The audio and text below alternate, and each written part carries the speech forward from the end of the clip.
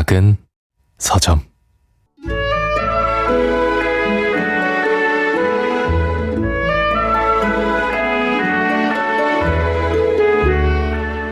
어느 10월의 아침, 끝없이 내릴 가을비의 첫 방울이 마을 서쪽에 갈라지고 소금기 먹은 땅으로 떨어질 즈음 후터키는 종소리에 잠에서 깨어났다.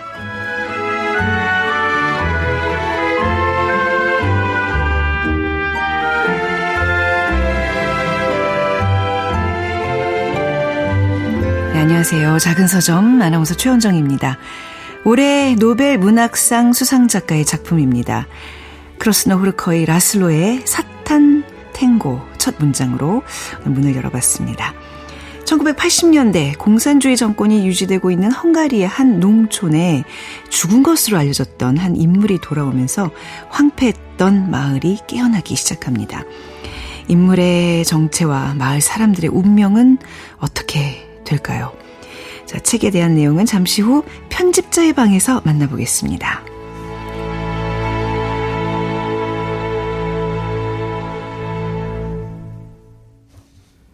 작은 서점 최원정입니다. 오늘도 함께 해주셔서 감사합니다. 자, 문자 메시지 보내주신 분 1102님께서 제가 쭉 듣기만 하다가 드디어 책을 사기 시작했습니다. 꼭 결정적인 부분을 안 알려주셔서 궁금하더라고요. 저희 영업의 비법입니다. 책 많이 사서 많이 읽으시길 바라겠습니다. 그리고 저희가요, 이번 한 주 작은 서점에서 책 선물도 마련을 했습니다. 작은 서점에서 목요일과 금요일에 장강명의 인생책 진행을 하고 있는 장강명 작가의 연작 소설집 리미에르 피플 저자의 친필 사인을 담아서 보내드리겠습니다. 책 받고 싶으신 분들은 이번 주 금요일까지 작은 서점 인스타그램을 통해서 신청해 주시면 됩니다. 자, 추첨을 통해서 배송해 드리겠습니다. 작은 서점 참여 방법은요. 문자번호 샵9730이고요. 짧은 문자 50원, 긴 문자 100원입니다. 모바일 플레이어 콩은 앱을 다운로드 받으시면 무료로 메시지 보내실 수 있고요. 인스타그램에서 작은 서점 검색하시면 들어오실 수 있습니다.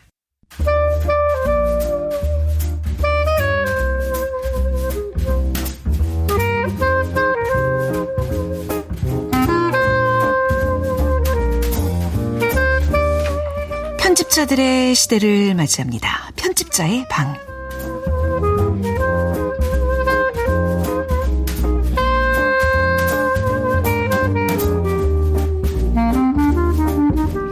네, 민음사 편집자 김민경님 그리고 민음사 편집자 유상훈님 오늘 두 분과 함께 하겠습니다. 어서 오십시오. 안녕하세요. 안녕하세요. 네. 먼저 예의 바르게 네. 수줍게 인사하신 바로 이분. 이렇게 긴 연휴 끝자락에 이제 올해 노벨 문학상 발표가 있어서 굉장히 바쁘신 두 분인데, 근데 워낙 또 생소하고 낯선 작가라서 좀 네. 여러 각도에서 해석과 의미를 들어보는 시간 마련하고 있습니다. 어제 사실 오늘 이 책에서 저희가 또 다루기도 했는데 오늘 또 해외 문학 편집자님들에게도 부탁을 좀 드렸습니다. 특히 그 민음사의 노벨상 쪽집게로 유명한 네, 노벨잡이라고 하죠. 노벨 문학상 발표가 있기 전에 올해 작가를 딱 맞췄다는 소문이 있는데 네. 아니 김민경 편집자님 이게 어떻게 가능한 일인가요? 이게 불가능한 일이기 때문에 유명세를 얻으셨고 네. 사실 어떻게 이런 작품을 딱 노벨문학상이 발표될 즈음에 준비를 하고 계시지? 하면 늘 준비를 하고 계세요.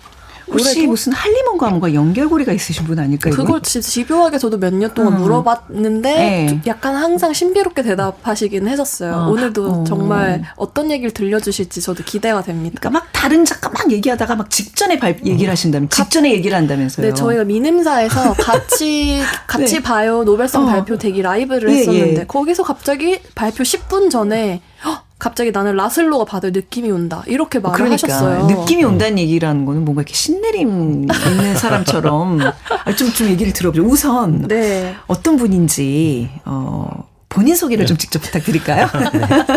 유상훈 편집자십니다. 어떤 분인지 들어볼게요. 약간 좀 잘 얼어가지고 약간 좀 해동을 하고 말씀드리자면 저는 이제 편집자로서 14년 동안 해외 문학을 기획 편집하고 있고요. 네. 그 전에 뭐 논픽션 뭐 여러 가지 다양하게 했지만 최근은 이제 해외 문학에 완전 흠뻑 취해서 계속 해외 문학을 편집하고 있습니다. 그리고 좀 그 독자분들도 아시는 분은 아시겠지만 그 쏜살몬고라고 민음사에서 나오는 작은 시리즈가 있거든요. 네. 그것도 이제 기획하고 편집하고 있고 그리고 어쩌다 보니 막 그 노벨 문학상 빛나는 작가들을 이름들 네. 좀 마치는 그런 기이한 일이 일어나가지고 그런 이상한 별명을 얻게 된 것 같은데 문학계의 문어 뭐 이렇게 봐야 될까요? 네, 맞습니다. 그리고 X 계정에서 해외 문학을 읽어봅시다라는 계정을 운영하시면서 해외 문학을 널리 알리고 계십니다. X에서 굉장히 팔로워가 많으세요. 네. 네. 우리 김민경 편집자님이랑은 그러면 이제 동료신 거잖아요. 같은 네. 사무실에 마주보고 네. 있는 그런 동료인가요? 근데 이 부분을 어떻게 설명드려야 할지 사실은 적을 두고 계시는 것이 아니고 프리랜서이신데 이제 민음사의 일을 맡아서 해주시고 계신다라고 보시면 되고요. 네. 한두 달에 한 번 이제 사무실에 오실 일이 있는데 그때마다 반갑게 인사를 하지만 저한테는 하늘 같은 선배이신 분입니다. 원래 민음사에서 일을 하다가 네. 갑자기 또 약간 번아웃이 와서 잠시 나갔는데 계속 해외 문학의 유혹에 빠져서 민음사로 돌아와서 일을 하고 있는데 근데 프리랜서로 네네네.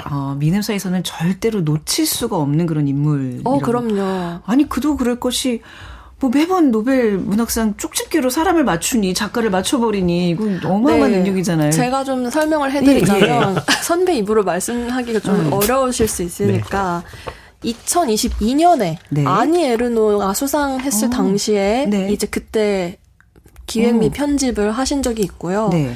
2023년 바로 이어서 윤포세가 수상을 할 때에 또 멜랑콜리아라는 작품을 한 발짝 앞서서 먼저 기획을 하셔서 수상과 동시에 출간을 했던 아주 선견 지명이 있으신 분입니다. 근데 그게 노벨 문학상이라는 게 뭐 후보가 많고 뭐 매번 예측은 하고 있지만 그렇게 딱 맞춰서 그 타이밍에 작품을 준비하고 있는 걸 2년 연속했다. 이거는 사실 쉬운 일이 아니고 거의 그 대한민국 출판계에서 저는 거의 없었던 일이라고 보고 모두 편집자분들 모두 다 정말 신기해하고 리스펙하고 있는 상황입니다. 그러니까 책도 미리 그 이제 수상자 발표회 직전에 이미 준비를 딱 작업을 해 놓으셔서 네네네. 그야말로 이제 로또를 터뜨리는 경우도 있었고 또 이번처럼 딱 그 누가 될 것 같다 라슬러가 될 것 같다 뭐 10분 전에 이렇게 본인이 그러니까요. 발표도 하고 정체가 뭔가요 이거는? 그러니까 어떤 느낌으로 이렇게 그거를 예견을 하세요? 그러니까 사실 그 기존에 어떤 그렇게 된 건 다 우연의 일치였고 특별히 예견을 하는 건 아닌데 딱 예견을 하고 준비하는 건 아닌데 그래도 이제 그러니까 해외 문학을 하다 보면은 뭐 주요한 이제 노벨상을 제한 다른 유명한 문학상들도 많이 있고 그 다음에 해외 매체에서 또 이렇게 되게 시대성에 맞게 딱 시의성 있게 다뤄지는 작가들이 이제 눈에 띌 때가 있거든요. 그래서 그런 작가를 이제 국내에 소개하고 싶은 욕심이 있기 때문에 그걸 하다 보니까 그 욕심이 맞물려서 약간 그렇게 좀 잘 마치게 된 것 같습니다. 제가 뭐 이렇게 특별히 이제 그 민경 편집자님이 말씀해 주셨듯이 너무 많은 작가와 너무 많은 훌륭한 분들이 많아가지고 딱 그거를 찝어서 하는 건 사실 거의 불가능하거든요, 사실은. 그래가지고 개인적인 취향과 어떤 시의성과 어떤 문학상의 동향 같은 거를 아울러서 그냥 선택을 했다가 우연치 않게 이렇게 좀 잘 된 것 같습니다. 그냥 막 어떤 느낌적인 뭐 이런 게 아니라 합리적인 추론에 의한 예견이라고 본인은 이렇게 말씀하시는데 아무래도 신기가 있는 것 같아요. 굉장히 저도 이제 여러 다른 분들한테 들었는데 좀 신기하다는 좀 느낌이 들었던 그런 분과 오늘 좀 함께 또 방송을 하고 있습니다. 올해 노벨 문학상 분위기는 어땠나요? 올해는 사실은 나중에 이따가도 설명을 드리겠지만 올해 받을 만한 대륙 네. 아니면은 올해의 가능성이 높은 어떤 작가의 성별 이런 게 조금씩 점쳐지고 있었기 때문에 네. 사실은 큰 이변은 없었다고 저는 생각을 해요. 뭐 챗GPT, 제미나이 같은 AI한테 물어봐도 거론되는 이름이 나왔고 실제로 영국의 이제 베팅 사이트인 나이스 오즈에서도 배당률 2위인 분이 라슬로 작가님이셨거든요. 2위였어요. 그래서 이변은 없었다. 후보. 오히려 지금 5년간의 노벨 수상 경향에 이제 뭔가 확고해지는 그런 수상이 나와서 네. 분위기는 막 정말 작년에 한강수인 받을 때처럼 네. 정말 이변이 일어났다. 정말 깜짝 놀랄만한 일이다라는 분위기는 아니었던 것 같습니다. 네. 그렇군요. 네. 근데 이제 이 작가 이름이 크로스노 호르커이 라슬로 좀 생소하다고 느끼시는 분들이 더 많을 거 아니에요. 저도 그랬습니다. 사실 이름을 외우는 것도 힘들었어요. 저는 지금 발음하면서도 땀이 삐질삐질 납니다. 크로스노 호르커이 라슬로. 네. 예, 이 올해 수상자인데 이 사탄 탱고를 이제 저희가 이제 오프닝에 좀 첫 문장 읽어드렸어요. 이게 가장 뭐 입문용으로 좋은 책이라고 봐야 될까요? 어때요? 가장 대표작이기도 하고 대표작이고요. 그다음에 그 작가분의 어떤 예술 세계가 가장 응축돼 나타나는 작품이라 네. 그 입문용이면서도 거의 완결용으로서 네. 읽을만한 작품이라고 네. 보시면 될 것 같아요. 입문작이자 대표작이자 또 작가님의 데뷔작이기도 합니다. 네. 그래서 여러모로 이제 그 작가님의 세계를 알고 싶으신 분들은 사탄 탱고부터 시작하시면 좋다고 모두 얘기를 하시는 것 같아요. 이게 나온 지 30주년이 되는 해라 그러더라고요, 올해가. 네, 1980년에 출간되었습니다. 근데 올해 또 노벨 문학상을 수상했어요. 얼마나 개인적으로 의미가 클까요? 그쵸? 이분이 그 사진으로 보니까 뭔가 이렇게 기품 있고. 호락호락하지 않을 것 같은 어떤 인상이시죠. 그쵸. 정말 예술가 같은 분, 네. 면모가 굉장히 막 넘치는 분인데. 자, 크로스노 호르커이 라슬로, 헝가리 작가. 어떤 작가인지 작가 소개 좀 누가 해주실까요? 네. 네. 우리 유상은 편집자님. 예. 헝가리는 약간 유럽이나 그쪽에서도 특이하게 성 이름 순으로 표기를 하는 국가거든요. 우리처럼 최원전 이게 그러면 크로스노 호르커이가 성이었어요. 네, 라슬로가 이름이고 네. 그다음에 그래서 영미권에서는 계속 이걸 거꾸로 자기네처럼 예를 들어서 뭐 제 이름이 유상훈이면 상훈유 이런 식으로 표기하듯이 해서 이게 잘 모르는 분들이 계신데 네. 헝가리는 저희와 우리나라랑 똑같이 크로스노 호르커이가 성이고 이름이 라슬로이다 이렇게 네. 보시면 좋을 것 같고요. 일단 이분이 1954년 헝가리 줄러에서 태어난 분이에요. 그 당시에 아무래도 유대인에 대한 탄압이나 차별이 약간 심했기 때문에 본인이 유대인 어떤 혈통임에도 불구하고 그거를 11살 때 처음 알게 됐다고 하더라고요. 그래서 그리고 또 특이하게도 유대인이지만은 또 친조부 계통은 또 루터교회를 믿는 분위기라서 네. 본인이 유대인이라는 사실을 굉장히 자각하지 못한 채 성장했다는 것도 되게 특이한 이 작가의 이력 중 하나라고 볼만하고요. 그리고 아까 말씀하셨듯이 딱 관상부터가 너무 예술가 그 자체잖아요. 그리고 이분이 역시나 되게 독특한 네. 일생 자체가 범상하지가 않습니다. 그래가지고 뭐 부다페스트 대학교에서 문학을 공부하고 네. 또 이제 독일에서 유학했다가 프랑스, 네덜란드, 이탈리아, 그리스 이뿐만 아니라 이제 중국, 몽골, 일본 등 전 세계를 되게 유랑민족처럼 하면서 자신의 이제 은둔가로서의 어떤 세계와 유목적인 삶을 결합한 어떤 진짜 예술가다운 삶을 살아서 그런 것들이 하나의 어떤 이 작품을 꽃피워내는 토양을 이루었다고 보면은 아마 작품을 읽으시면서도 이런 색채가 있어가지고 네. 이런 작품이 나왔구나라는 걸 조금 더 좀 체험하실 수 있으실 것 같고요. 네. 그 다음에 특히 이제 이분의 어떤 문학적 색채가 또 독특한 것 중 하나는 이제 수전 선택이 얘기했듯이 현대문화 에서 어떤 묵시록적 세계관을 보여주는 작가고 오늘날의 고골과 허먼 멜빌에 비견된다 이런 식으로 표현을 해주셨거든요. 네. 그래서 어떤 지옥에서 아름다움을 추구하는 네. 그런 작가라고 스스로가 이제 말한 바도 있다고 합니다. 그래서 이분이 작품 세계에도 되게 독특할 뿐만 아니라 작품을 만들어내는 과정에 있어서도 이제 앞서 저희가 이렇게 스몰톡 하면서 이 사탄 탱고가 영화로 나왔는데 책을 읽느냐 영화를 보느냐 하는데 영화가 그 7시간인가요? 네. 7시간 30분 정도라고. 영화 맞나요? 그런 식으로 이분이 이런 각본 작업도 하시면서 되게 어떤 크로스오버적인 막 영화에도 좀 관심이 많이 있으시다고 하시죠. 이 라슬로이 작가가 그 시나리오 작업도 했다고요? 네. 같이. 네. 감독이 벨라 타르라는 또 헝가리의 엄청난 거장 영화 감독이 있는데 자신의 작품을 영화화하면서 직접 각본에 참여를 하셨고 그랬군요. 사탄 탱고뿐만 아니라 다른 영화 협업도 4-5편 하신 걸로 알고 있습니다. 같이 친구분이시라고 하더라고요. 그랬군요. 네. 네. 그리고 이분의 또 되게 아마 많은 분들이 처음 요번에 노벨 문학상 수상하고 이 책을 딱 집어들었을 때 느낌이 문장이 엄청 길다. 이렇게 느끼는데 이거는 이 작가분이 순전히 의도한 자신의 작품 세계를 표현하는 하나의 그 어떤 방법이라고 하더라고요. 네. 그래서 자기는 짧은 문장은 인위적인 것이라고 생각하기 때문에 마침표는 오로지 신만이 찍을 수 있다. 웬일이야. 그래서 만연체를 예술로 승화하는데 중점을 뒀기 때문에 어떤 중단편, 제가 제목을 정확히 지금 기억은 안 나지만은 한 문장으로 300쪽 가까운 소설이 진행되는 작품도 있다고 해요. 우와, 마침표는 10만이 찍을 수 있다. 그거를, 그렇게 평을 보니까 극도의 만연체라 그러는데, 그거를 또 이렇게, 표현을 했군요. 네. 심지어 이제 아예 문단을 나눔 없이 그냥 한 문장으로 300페이지를 써내는 그런 필력을 갖고 있는 진짜. 작가시기 때문에 아마 당황스러운 거는 아주 지극히 정상적인 반응이실 것 같아요.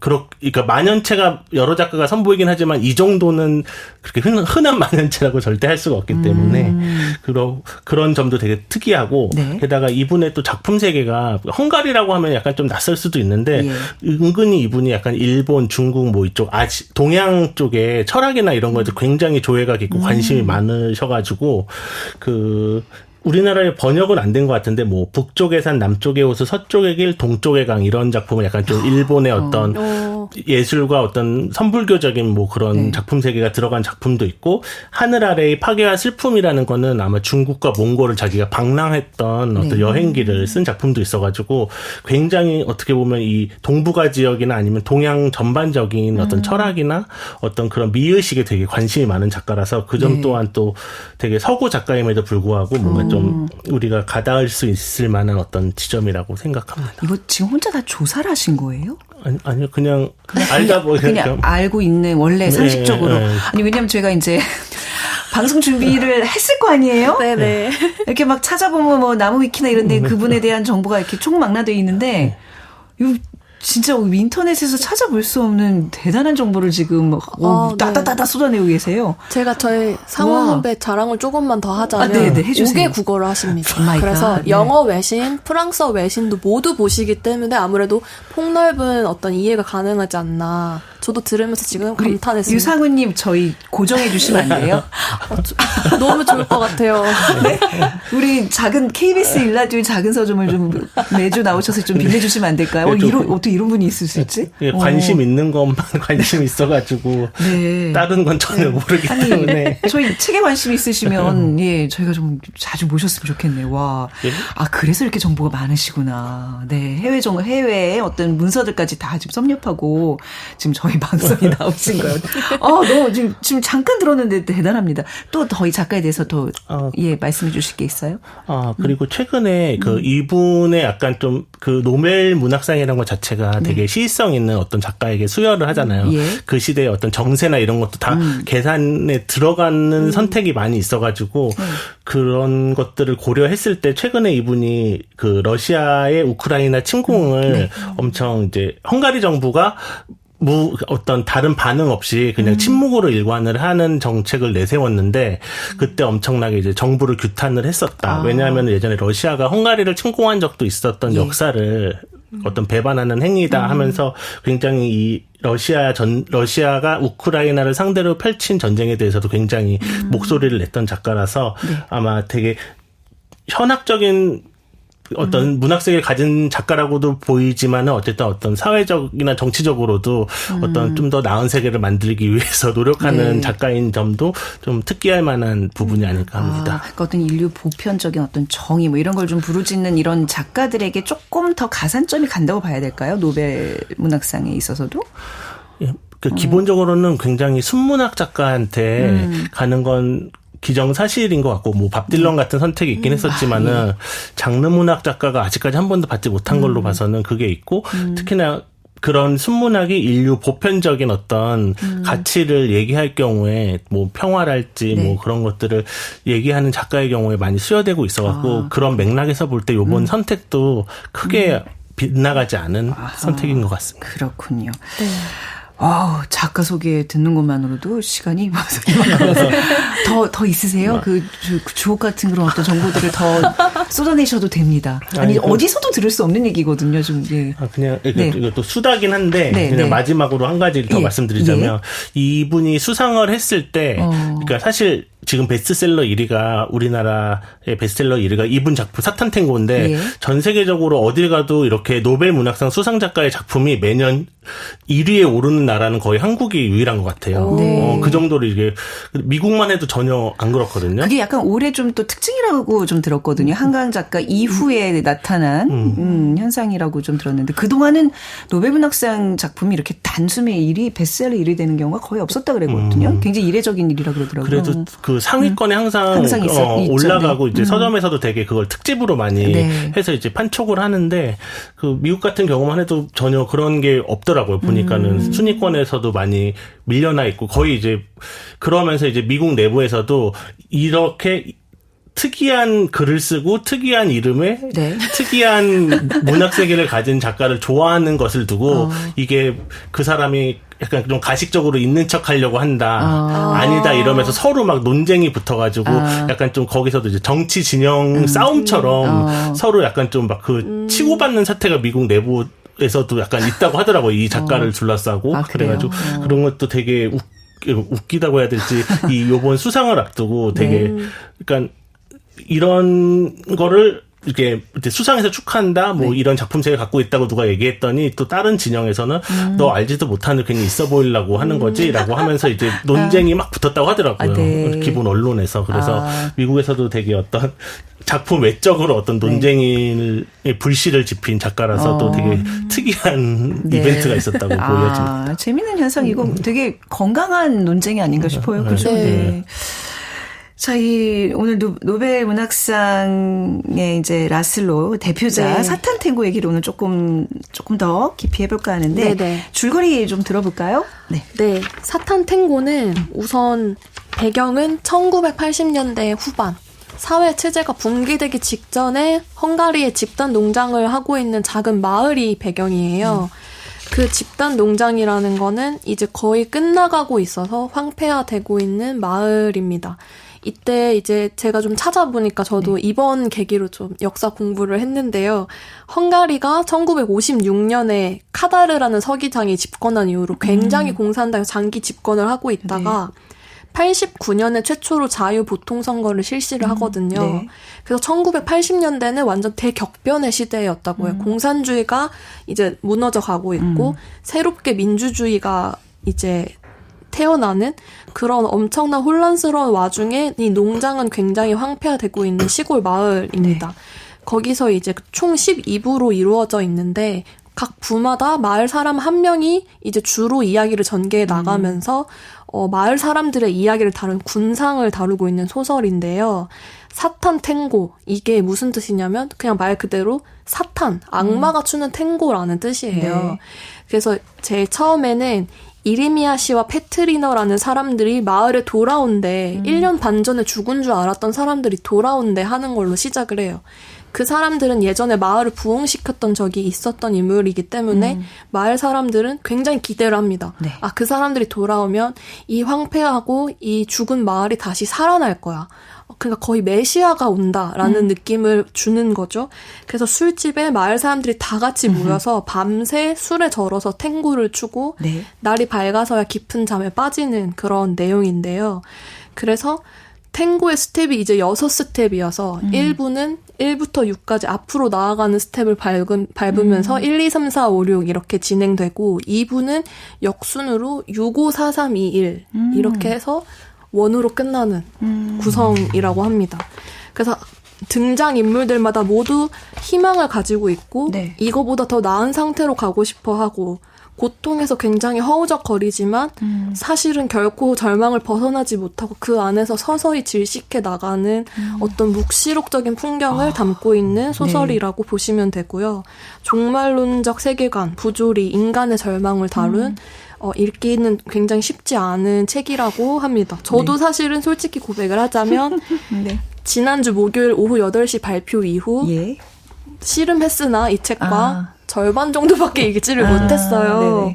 정말 읽기가 어렵고 방금 상훈 편집자님 설명해 주셨듯이 그 만연체뿐만이 아니라 문체라고 하는 것이 자기는 이 크로스는 호르커이는 카프카가 아니었다면 나는 소설을 쓸 수 없었을 것이라고 말을 하고 이 책을 바치는 제사라고 하죠. 앞에 나오는 제사도 예. 카프카의 성에서 나온 말을 따서 제사를 썼어요. 네. 그러면 차라리 기다리면서 만나지 못하렵니다라는 제사인데요. 그래서 카프카의 영향을 많이 받았지만 제가 좀 비유를 하자면 지옥에 아주 오랫동안 갇혀 있어서 네. 더 어두워진 카프카라고 해야 될까요? 그런 느낌이 나는 책입니다. 네. 그래서 헝가리 사람들이 다 모두 이름은 다 들어본 국민 작가이고 헝가리 현대문학을 대표하고 있지만 이름만 알지? 그래서 사탄 탱고는 읽어봤어? 하면 헝가리 사람들도 사실은 말을 잊지 못하는 정도의 베스트셀러는 아니었다고 합니다. 우리나라에서도 하루에 한 권 나갔다고 하더라고요. 정말 매니아들이 찾아 읽는 정말로요? 네, 매니아들을 위한 아주 소수의 고급 독자를 위한 그런 작품이었다라고 평할 수 있겠습니다. 아니 저는 이거를 이제 시작을 막 했거든요. 근데 처음에 이제 시작이 어떻게 되냐면 남편이 일을 나간 틈에 네, 한 부인이 이제 동네 남자와 이제 불륜 관계잖아요. 네네. 바람을 피고 있었는데 갑자기 남편이 예정된 시간에 당겨서 온 거예요. 그래서 허둥지둥 막 피하는데 다행히 안 들키고 셋이 그냥 모여가지고 수덕수덕 뭐 누가 온대더라 이제 이러면서 얘기가 아주 재밌게 펼쳐져서 저는 되게 거부감 없이 시작은 했거든요. 근데 주변에서 하도 이 책 어렵다 하니까 내가 중간쯤에 이거 포기를 해야 되나? 타이에서 포기를 해야 되나라는 생각이 들 정도로 좀 겁을 좀 먹고 지금 진행을 하고 있습니다. 근데 어저께 이제 우리 이 책을 잠깐 다루면서 그 교보문고의 구한의 MD께서 인물들이 좀 많이 나오고요. 사람 이름이 헷갈리니까 메모를 하면서 보라 그러더라고요. 그러면 훨씬 좀 진도가 빨리 나간다 그래서 이제 저도 이제 메모를 하면서 누가 누군지 헷갈리지 않게 네. 한번 읽어보려고 해요. 근데 아직 끝까지 완독을 못 하셨군요. 우리 김민경 편집자님도. 네. 그래서 이제 네. 앞서 잠깐 얘기가 나왔지만 그럼 같은 내용의 영화를 있으니 보면 되죠. 네. 영화를 보면 되지 않을까 하는 생각을 하실 수 있는데요. 네. 영화는 7시간 30분입니다. 그래서 이거를 네. 상영회를 하면 중간에 인터미션을 준다고 해요. 무슨 화장실도 가야 되고 밥도 먹고 해야 되니까 네. 그 정도로 정말 긴데 사실 이 영화도 시네필 분들은 모두가 알고 있는 정말 영화사의 한 획을 그은 영화입니다. 네. 그래서 같이 공동 참여를 했기 때문에 작가님이 원작을 충실히 이행을 한 것은 물론 정말 걸작 중에 걸작이고 뭐 수전 손택뿐만 아니라 정말 많은 사람들이 이 영화에 나는 영향을 받았다. 그 정도예요. 라고 말을 할 정도로 영화사에서도 굉장히 빛나는 작품이지만 네. 보기에는 쉽지가 않다고. 제가 어디서 좀 들은 썰로는 네. 농장에 이렇게 소가 지나가는 풍경 같은 한 네. 숏이라고 하죠. 네. 네. 그게 10분이래요. 아니 누가 그래 극단적으로 느린 전개라고 누가 앵글이 안 바뀌면서 10분씩 카메라가 고정되어 있다고 하더라고요. 왜 그렇지? 극도의 만연체고 소설은 영화는 극단적으로 느린 네. 전개고 뭔가 소설도 그렇고 영화도 그렇고 진입 장벽이 굉장히 높은 네. 작품인 것 같습니다. 그래도 노벨 문학상 수상작이니 네. 영화도 한번 보시고 책도 봐야 될 텐데 아마 또 상영회가 열리지 않을까 싶은데 네. 어떤 극도의 밸런스 게임이죠. 책으로 완독을 하실 것이냐 예. 아니면 7시간 30분 도전을 하실 것이냐 그런 좀 챌린지적인 작품인 것은 분명하고요. 예. 한림원에서 이제 항상 공식 수상 이유를 밝혀주는데요. 뭐라 그랬죠? 한번 읽어드릴게요. 네. 네. 묵시록적 공포 속에서도 예술의 힘을 재확인시켜주는 강렬하고 통찰력 있는 작품이라고 이유를 밝혔습니다. 묵시록적인 어떤 공포다 그러면 약간 좀 컬트스럽다고 봐야 될까요? 아니면 이렇게 막 어떤 뭐 환상, 마술적 뭐 이런 느낌인가요? 그렇지는 않고요. 네. 사실 막 엄청 환상적이라든지 비현실적인 내용이 펼쳐지는 건 아닌데 네. 그 어떤 마을 집단 농장에 다 쓰러져가는 이제는 거의 희망의 한 조각도 보이지 않는 그런 마을의 공기를 제대로 전달해주는 느낌이라고 해야 될까요? 그게 네. 조금씩 그 미세먼지가 쌓이는 것처럼 우울과 절망이 계속 쌓여있는 느낌이 들거든요. 그걸 이제 예술적으로 승화시켰다 해서 이런 평을 받지 않았나 싶고요. 뭔가 미세먼지가 차곡차곡 쌓이듯 그 네. 느낌이 굉장히 많이 다가오는 표현입니다. 이거 저기 김민경 편집자님의 네, 제 개인적인 평이에요. 네. 네, 그래서 막 비현실적이거나 공상적인 일이 일어나서 묵시록이라기보다는 네. 어떤 진짜 세상의 끈, 종말이 다가오는 사람들의 어떤 절망, 피하지 못하는 절망을 마주한 사람들의 어떤 무기력, 우울 이런 것들을 굉장히 잘 승화시킨 문장들이라서 사실 저는 읽으면서 좀 동화가 돼서 네. 긴 연휴가 끝나서도 있겠지만 비도 오고 읽는데 굉장히 울적하더라고요. 또 날씨 저기압에 비는 맞아. 오지. 연휴도 끝났죠. 뭐 희망이라고는 저도 없는 거죠. 아니 유상훈 편집자님이 이 책 어떻게 읽으셨어요? 사실 그 사탄탱고는 네. 그 제가 사실 이 작가랑 같이 이제 동구권 남자 작가를 다른 작가를 준비하고 있었었는데 네. 그 작가랑 비교했을 때는 막 그렇게 진짜 말씀하신 환상적이라거나 막 환각적이라는 느낌보다는 오히려 그 어떤 더 현실에 맞닿아 있는 듯한 느낌이 강한데 그 현실이라는 어떤 묵시록적 세계가 그 보여짐으로써 오히려 그 어떤 종말 자체를 더 네. 지연시켜주는 어떤 백신 같은 소설이라고 느껴졌어요. 이분들 표현력이 진짜. 계속 끊임없이 이제 종말이나 어떤 그 묵시록적 세계가 다가오고 있고 그것도 특히나 뭐 성경이나 이런 데서는 항상 묵시록이 예비되어 있잖아요. 그것처럼 어떤 피할 수 없는 파멸이 다가온다는 어떤 절망적인 상황 속에서 이 소설을 통해서 그걸 점점 지연시키거나 예방하려고 하는 끝까지 밀어내려고 하는 그런 힘이 있는 작품이라 굉장히 또 그래서 그 할리몬에서도 묵시록적 공포 속에서도 예술의 힘을 재화하게 시켰다는 것이 결국 이제 그냥 단순히 어떤 절망이나 이런 걸 보여주는 게 아니라 그것을 맞서 싸우는 어떤 저항하는 힘까지 갖고 있어가지고 그럼 어렵기야 어려운데 그 어려운 걸 떠나서 약간 낯설어서 그렇게 느끼는 경우도 있는 것 같아요. 근데 그런 거에 비해서 굉장히 막 너무 환각적이고 막 서사 자체가 너무 복잡하다기보다는 말씀하신 대로 너무 겁을 먹진 않아도 좋을 것 같다고 느껴집니다. 앞으로 다가올 어떤 묵시록적인 공포에 대비한 백신과 같은 소설이다. 미세먼지 쌓이듯이 뭔가 그 우울과 불안이 켜켜이 쌓이는 이런 표현들 너무 좋습니다. 편집자의 방 오늘은 노벨 문학상 특집을 마련했습니다. 민음사의 김민경 편집자와 또 노벨 문학상 쪽집게로 유명한 유상원 편집자 두 분과 함께하고 있습니다. 오늘 크라스너 흐르커이-라슬로의 사탄탱고 얘기를 이제 앞에서 쭉 해봤는데 이 라슬로 작가의 다른 작품들도 뭐 여러 편 있잖아요. 읽는 순서. 우리가 이제 사실 노벨 문학상은 작품이 아닌 그 작가에게 주는 거기 때문에 이 어떤 작품들을 썼는지 그걸 어떤 순서에 맞춰서 읽어야 되는지 항상 우리가 얘기를 하거든요. 네. 추천해 줄 만한 그 순서가 있으세요? 저는 사실 출간 순서로 읽는 것이 좋지 않을까라는 생각이 들어서 우선 당연히 1985년에 나온 이 사탄탱고를 먼저 읽으시면 좋을 것 같고요. 네. 그 다음으로는 89년에 저항의 멜랑콜리라는 책을 내셨는데 이것도 헝가리의 작은 마을을 배경으로 한 좀 비슷한 소재를 다루고 있는 작품입니다. 이것도 영화화됐더라고요. 이 책도. 네.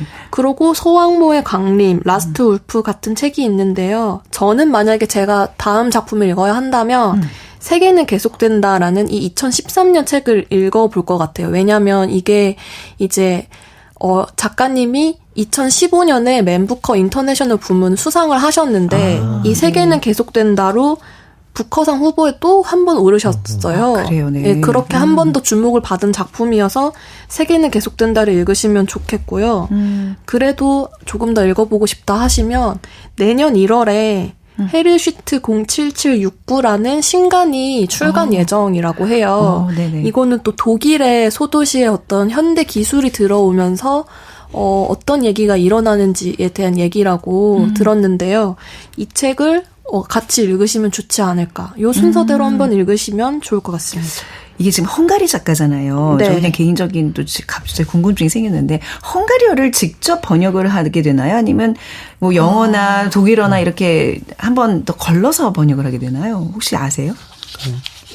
헝가리어 번역가나 전공자가 많진 않아서 한국에 글쎄요, 네. 항상 그게 그런 소수 언어라고 할지 마이너한 그 언어권의 작품을 할 때 항상 그게 문제인데 네. 최근 들어서는 대부분 원어 번역을 원칙으로 하는 곳이 많아지고 있고 최대한 그렇게 하려고 하는데 네. 그 이번 번역물 같은 경우에는 작가가 공인한 판본으로 이제 번역을 한 거라고 하더라고요. 영어, 네. 독일어 뭐 이런 식으로.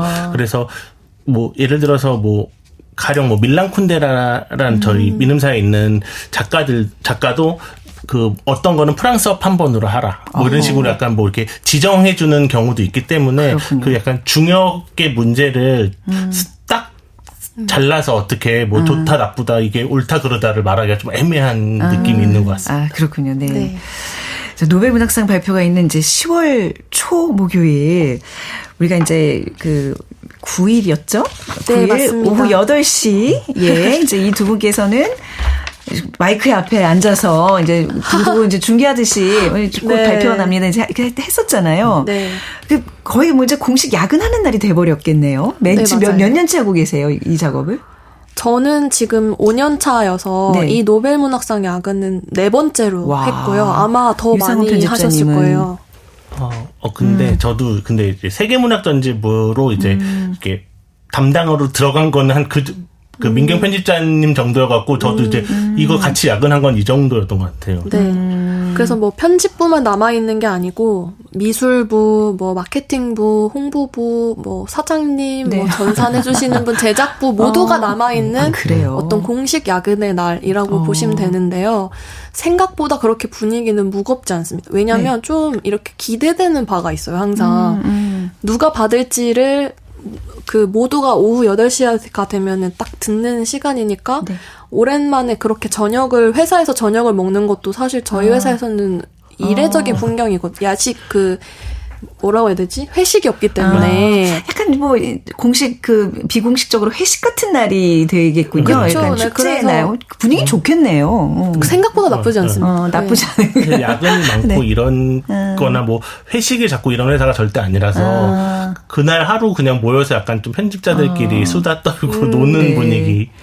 네. 근데 이제 그동안의 노벨 문학상은 굉장히 유럽 남성, 그쵸? 네. 예, 좀 편중되는 현상이 있었는데 이제 그동안에 아까 5년 얘기하셨잖아요. 네. 대륙 안배설, 뭐 성별 안배설 이런 것들이 있으면서 조금 더 예측이 좀 편해졌다고 봐야 될까요?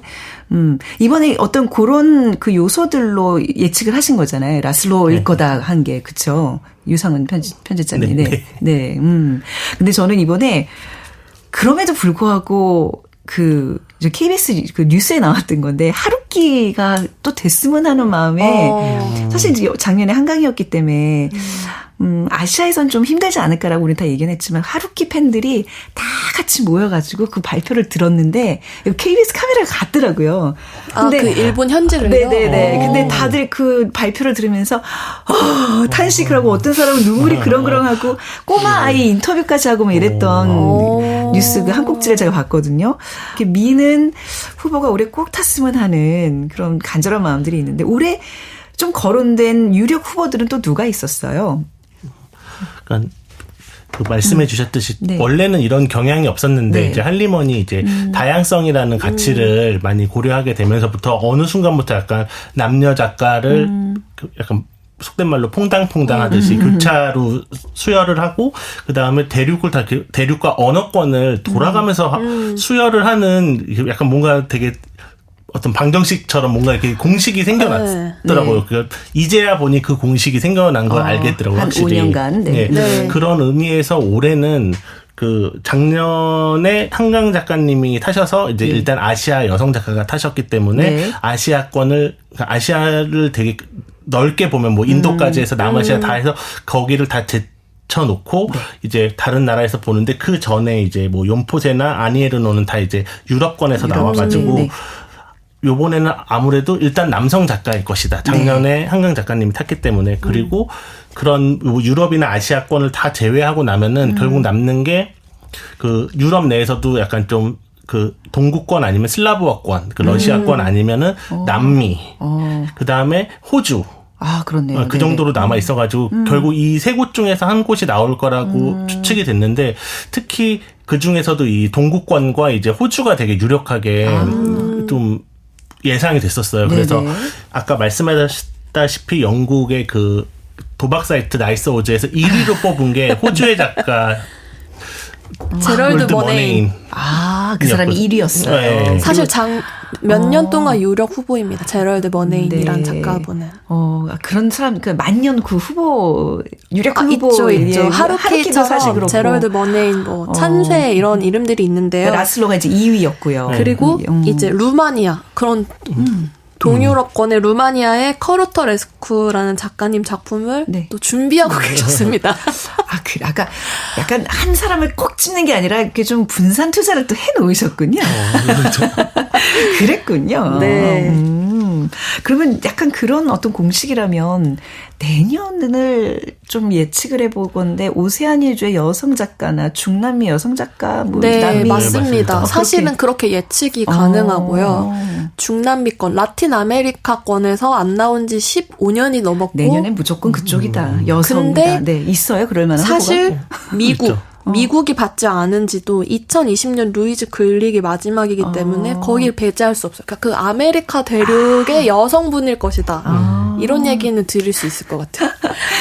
뭐 얼마 지금 발표된 지 되지도 않았는데 벌써 내년을 이렇게 예측해봅니다. 그러니까 공식이 너무 재밌어서 누구나 할 수 있는 예측이 아닌가 싶어요. 그리고 그 심사의 어떤 그 과정도 할리먼에서 굉장히 그 비밀스럽게 한다면서요. 네. 그 과정을 한 50년간 밝히지 않는다는 얘기 들었었어요. 꼭 그래야만 하는 건가요? 이거 왜 그러는 거죠?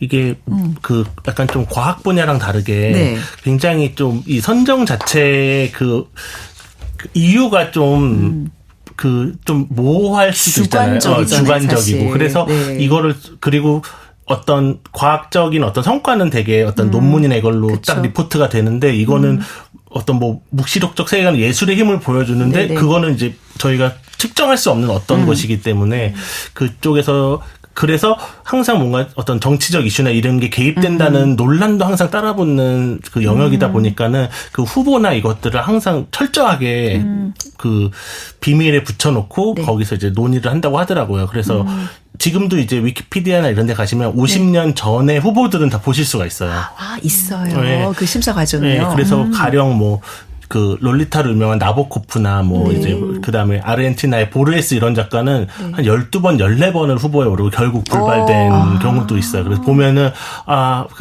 저희가 되게 잘 아는 뭐 톨스토이, 에밀 둘라 이런 분들도 초창기에는 후보에 올랐었거든요. 근데 오히려 그때 수상했던 분보다 이 두 분이 더 유명하게 남았는데 그런 걸 보면서 또 항상 수상이 어떤 영원히 남는 그 어떤 고전으로 남는 건 또 아니고 또한 그렇게 여러 번 후보에 들어서 단지 약간 좀 그런 운이 안 좋은 경우도 있어가지고 노벨 문학상이란 거에 대해서 또 그 후보군을 보면서 또 많은 생각을 하게 되더라고요. 아, 그렇겠네요.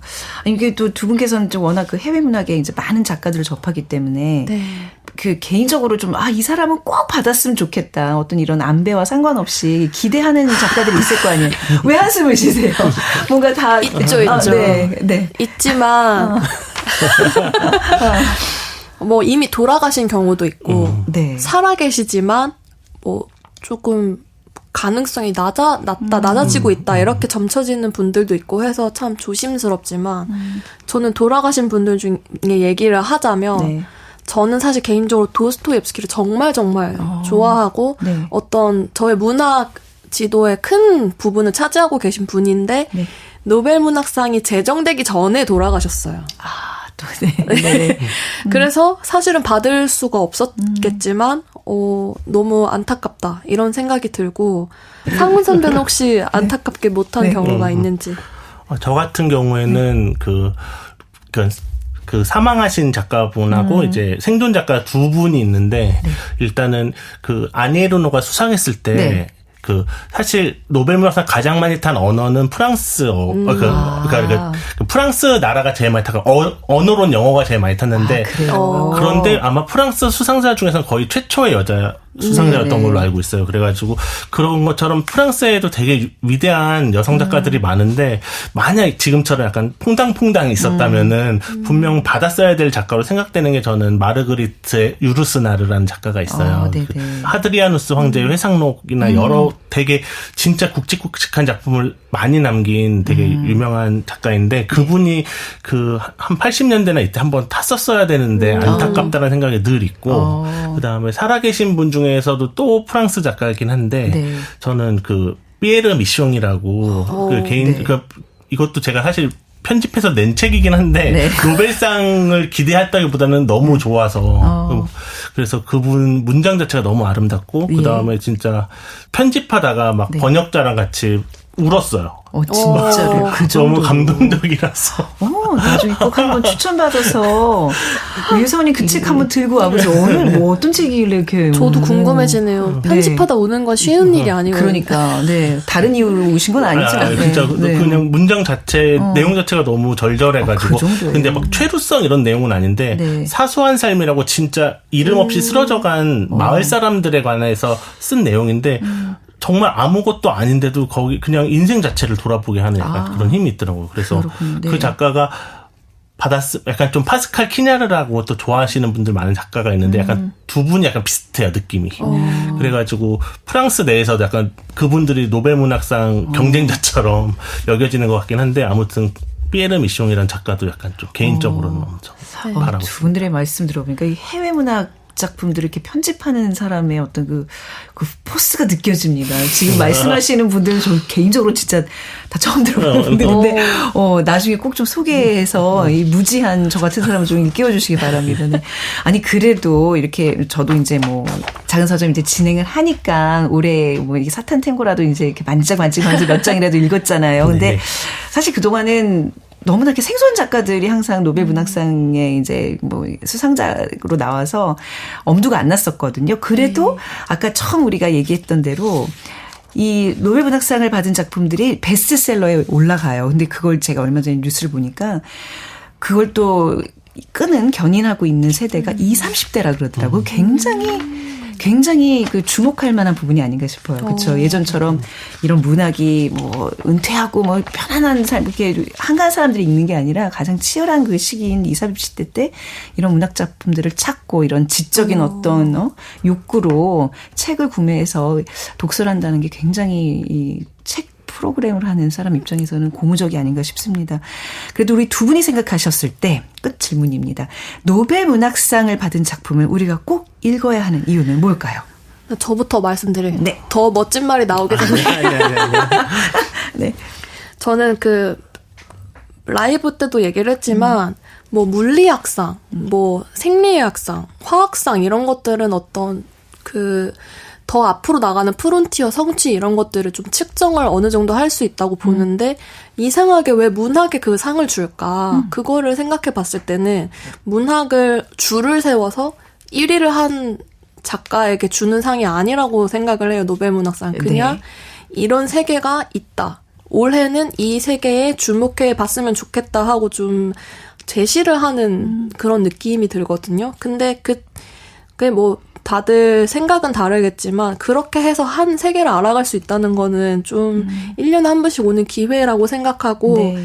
사실 저희한테는 한강선생님 수상이 정말 너무 축하할 일이고 기쁜 일이고 그렇지만 다른 나라 사람들이 봤을 때는 한국의 한강 작가라는 사람도 사실 크로스노 호르카이 라슬로처럼 정말 이례적인 이름의 낯선 세계였을 거예요. 그렇겠죠. 네. 그 사람들한테 그 한강 작가의 세계가 알려진 것처럼 우리도 이런 정말 이름도 생소한 사람의 이야기를 그냥 1년에 한 번씩 붐업이 되는 상기시켜주는 효과가 있다고 생각하고 그래서 뭐 그게 나의 독자로서 개인적으로 나한테는 안 맞았어. 나는 좀 지루했어라는 평을 할 수는 있지만 그냥 그걸 1년에 한 번씩 전 세계가 주목을 하면서 그거를 소개해준다는 거에 좀 의미가 있는 것 같아요.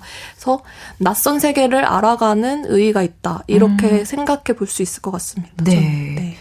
유성훈 편집자님.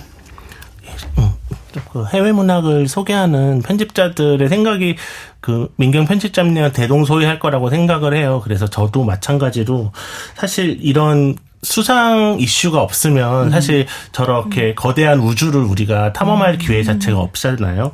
그래서 그 저도 간혹 이제 우주나 천문학 유튜브 채널을 되게 즐겨 보는데 가끔은 이렇게 무한하고 알 수 없는 세계를 내가 왜 굳이 알아야 되지 이런 느낌을 받을 때가 있는데 그런 어떤 거대한 세계를 맞닥뜨리는 경험 자체가 내 삶의 어떤 무한한 공간의 어떤 푸른 점, 지구를 그 작게 봤을 때 느끼는 어떤 그런 새로운 어떤 어떤 인식의 전환이 일어나듯이 이렇게 어렵다고 생각하는 작품을 이런 기회에 한번 읽게 됐을 때 단순히 어렵고 이상하고 낯선 세계가 항상 우리 도처에 있고 우리가 거기로 나아갈 수 있는 어떤 길이 있다는 것을 아는 것 자체가 어떻게 보면은 세상과 어떤 타자와 내가 이해할 수 없는 무언가에 대해서 더 가까이 다가갈 수 있는 기회를 제공해 주는 게 아닌가 싶어서 네. 한국 독자분들이 특히나 이렇게 노벨문학상 받았을 때 그 잘 챙겨보시는 게 어떻게 보면 나중에 우리나라의 어떤 문화 강국으로서 발전하는 데도 기여하지 않을까 싶습니다. 저 책 한 권을 우주라고 표현하니까 진짜 더 소중히, 더 깊이 있게, 더 의미 있게 책 한 권을 책을 이렇게 넘기게 될 것 같아요. 오늘 노벨문학상 수상작가, 헝가리 작가 크로스너 호르커이의 라슬로, 사탄 탱고부터 시작해서 작가를 좀 심층적으로 좀 얘기를 나눠봤는데요. 우리 김민경 편집자님, 그리고 오늘 새롭게 저희가 이제 소개를 받은 유상훈 편집자님, 오늘 두 분 좀 보내드리도록 하겠습니다.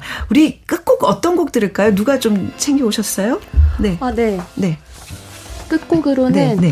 리샤르 갈리아노의 탕고 프로 클로드를 위한 탱고 들으시겠습니다. 뭔가 좀 탱고곡이 필요하긴 했었어요. 사탄 그쵸? 탱고에 맞게. 네.